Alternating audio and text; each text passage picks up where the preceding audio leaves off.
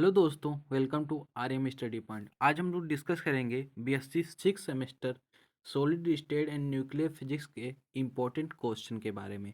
इससे पहले हम एक प्रीवियस ईयर क्वेश्चन पेपर देख चुके हैं। आज हम लोग दूसरा previous year question paper discuss करेंगे कि आपके रिपीटेड क्वेश्चन क्या हैं और आपके इम्पोर्टेंट क्वेश्चन क्या हैं पेपर के लिए। अगर आपको वीडियो हमारा अच्छा लगता हो तो कृपया करके हमारे चैनल को लाइक कर दिया करें, शेयर कर दिया करें और बेल आइकन प्रेस करना ना भूलें, जिससे आने वाले सारे वीडियो का नोटिफिकेशन आपको समय पे मिल सके।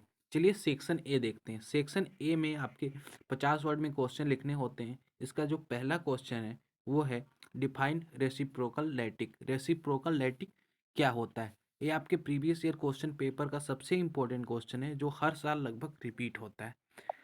आपका क्वेश्चन नंबर बी है why are X ray employed to study crystal structure.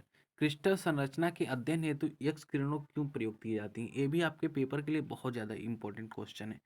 What are fermion? Fermion क्या होते हैं?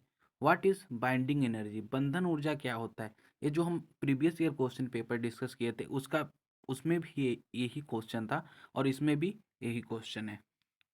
आपका ई नंबर का क्वेश्चन है द्रव्यमान क्षति से आप क्या समझते हैं? What do you mean by mass defect?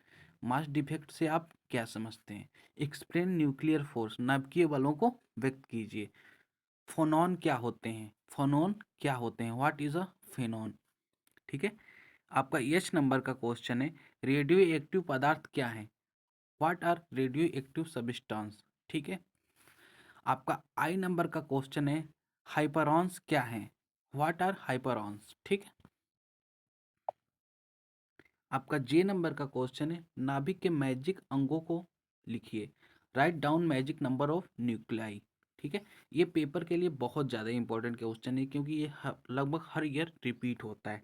ठीक है। अब हम लोग सेक्शन बी में देखते हैं कि सेक्शन बी के लिए आपके पेपर के लिए क्या क्या इंपॉर्टेंट हो सकते हैं सेक्शन बी में। इसमें जो आपका पहला क्वेश्चन है what are fundamental properties of a nuclei? Nuclei के आधारभूत गुणों को उल्लेख कीजिए। ठीक है। इसमें जो दूसरा क्वेश्चन है एक घन क्रिस्टल के विभिन्न जालकों को व्यवस्थित करें एवं प्रत्येक में परमाणुओं की संख्या प्रति इकाई सेल ज्ञात कीजिए। ठीक है। Explain the difference lattice of a cube crystal and determine the number of atom per unit cell in each. ठीक है। आपके तीसरे नंबर का क्वेश्चन है discuss Einstein theory of specific heat of solid. Solid solid के लिए स्पेसिफिक हीट के लिए आइंस्टीन थ्योरी लिखनी है। What are its limitation? मतलब इसके सीमाओं का भी उल्लेख करना है। ठीक है। एक्सप्लेन युकावा के विनिमय। Explain Yukawa theory of exchange force. ठीक है। युकावा थ्योरी ये आपके प्रीवियस ईयर जो हम फर्स्ट पेपर डिस्कस किए थे उसमें भी ये क्वेश्चन आए थे और इसमें भी ये क्वेश्चन है, तो आप मान के चलिए कि ये इस साल पेपर में पक्का ही पक्का आएगा। ठीक है।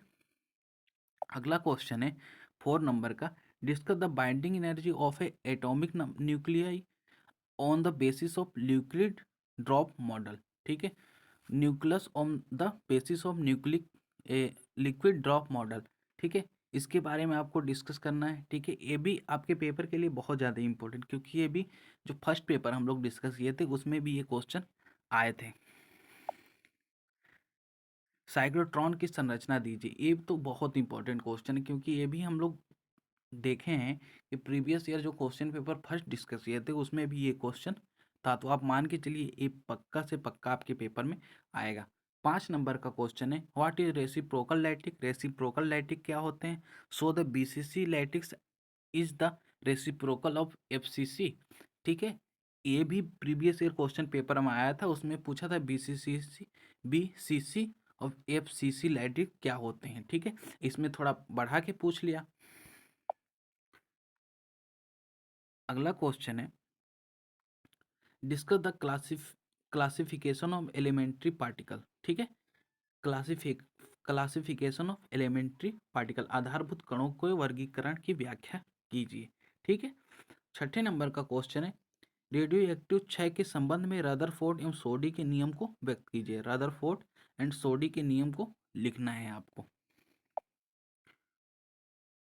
अगला क्वेश्चन है कुछ उदाहरणों सहित क्रिस्टल के मिलर इंडेक्सेस को व्यक्त कीजिए। ठीक है, ये भी बहुत ज़्यादा इंपॉर्टेंट क्वेश्चन है, क्योंकि ये भी हम लोग प्रीवियस ईयर क्वेश्चन पेपर में देख चुके हैं, ये भी क्वेश्चन रिपीट हुआ है।